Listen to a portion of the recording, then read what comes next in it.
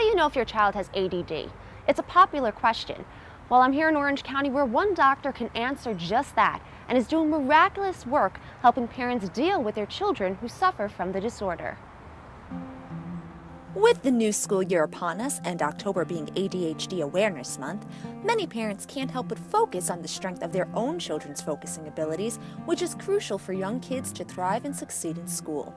Coupled with a fast-paced technology and information-driven society, getting kids to focus is becoming harder and harder, and identifying their problems equally as difficult. That's where Dr. Faber at Amen Clinics in Orange County steps in.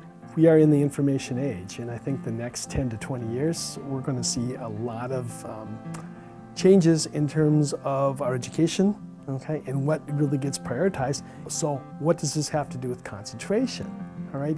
In order to do well in these types of classes, the more you're able to take in information, understand it, and then either manipulate it or reverberate it back, the more likely you're going to be successful. So henceforth, being able to pay attention and memorize are two big components of that whole piece. You know, so if I'm a parent looking at my child saying, hey, where are the opportunities in the next decade? You know, I'd start saying hard work is one thing, okay, which was kind of like what I was told growing up, but it's more now. It's hard work and learning how to focus better. It's hard work and learning how to read more effectively. Hard work and learning how to memorize more information faster. If you sense your child may have ADD or ADHD, Dr. Faber says step one is doing your research and finding books and information on how to help your child concentrate and focus better. Step two would be to hire a tutor to guide and inspire your child. Third would be to go seek professional help, like a pediatrician or a psychiatrist. And if none of those options seem to work, Dr. Faber encourages patients to come visit him in his office, where he is taking a revolutionary approach. Most of the patients we see, they've gone the traditional route, all right? They've seen their psychiatrist or their pediatrician. They've been on stimulants or some other medication similar thereof. They're not working, and the parents feel like they're at their wits' end, so they come see us. And then we start to get a better understanding from a neurophysiological standpoint, what's going on with the brain and how to address the problems. There's several things. One, they'd work with our historian and we'd get a complete history, which means we spend about 2 hours with that individual and their family, getting the whole history from their parents to their grandparents to the course of what problems they've had. Second, we would have them do a number of questionnaires, some of which deal with specific neuroanatomic areas of your brain. We can ask questions to get an idea of where problems might be. We'll also ask questions about other hormones in your body, like thyroid hormone or cortisol, okay, sex hormones, all because they can affect focusing. There's whole mind-body push, and we use that to kind of get some ideas of what might be helpful. And then we'll do our SPECT scan. A SPECT scan is similar to a CAT scan, but with less radiation. It allows Dr. Faber to look at how the brain is functioning and diagnose what, if anything, is wrong with it. So far, 75 to 85% of patients who visit the Amen Clinic have had success in diagnosing and treating ADD and ADHD as compared to other methods. Dr. Amen started this approach 25 years ago, and it has since morphed into what it is today.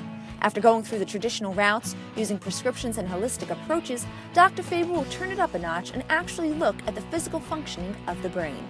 We'll put you in our what we call SPECT scan machine, which is basically a machine where we'd put you on a flat bed, roll your head between these three boxes that form a big circle. Looks like a little mini MRI machine.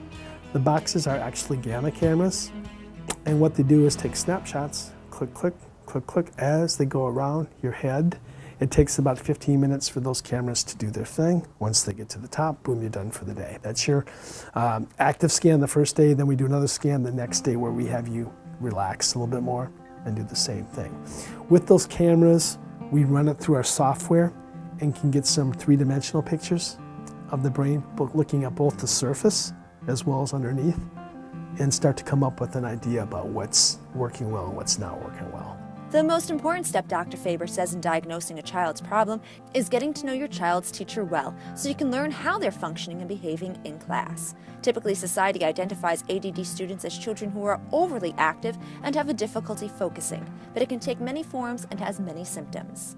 The other thing I'd be really observant is some kids aren't overly active, you know, they're actually kind of quiet and they're good kids, but their grades are really bad. And it's like, well, what's going on? Is a kid, you know, we usually hear lazy, or they're just not trying hard. Well, that's sometime, but a lot of times these kids, they just aren't focusing well, okay? So in that case, you want to also ask the teacher, what's your perspective? I noticed my child's a good kid, his conic scores are well, but why is he getting C minuses and Ds on these tests? Well, he might have a learning disability. Well, okay, let me ask a couple more questions. Now, this is the kind of stuff we do that I'd be asking, because there's different types of focusing problems. For more information on Dr. Faber, visit amenclinics.com. Bringing you the best of California and Orange County, I'm Conchetta DeLuca with California Life.